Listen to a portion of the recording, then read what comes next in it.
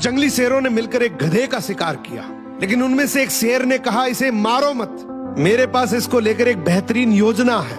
उस योजना के तहत शेरों ने गधे को अपने साथ रखा, उसकी देखभाल करके उसका विश्वास जीत लिया।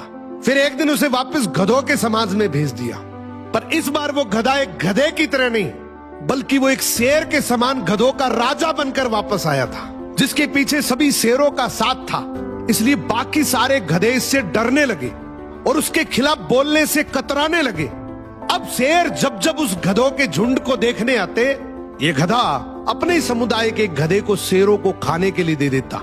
ये गधा गधों के बीच तो एक शेर जितना ताकतवर बन गया था, लेकिन शेरों के बीच वो अब भी एक गधा ही था। ये अपने जैसों पर तो राज करता था, लेकिन ये एक ऐसी ताकत से जुड़ा हुआ था जिससे वो बचकर भाग नहीं सकता था।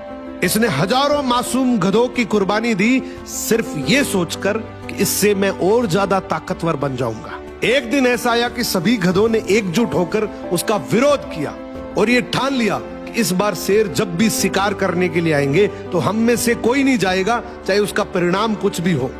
अगले दिन जब शेर आए तो ये गधा अकेला ही खड़ा था, इसके पास कोई दूसरा झुंड नहीं था। तो गधे ने शेरों से विनम्रता से कहा कि देखो साहब, मेरा खौफ अब खत्म हो गया, मेरी कोई बात नहीं मान रहा अब। तो शेरों ने डिसाइड किया कि चलो अब तू किसी काम का नहीं है तो तू ही साथ चल ले, आज का हमारा भोजन तू ही बनेगा। इस तरीके से आखिर में इस गधे का भी शिकार हो गया। हर समाज के अंदर एक ऐसा गधा जरूर होता है जो अपने लालच के लिए, अपनी ताकत बढ़ाने के लिए अपने ही समाज को दांव पर लगा देता है।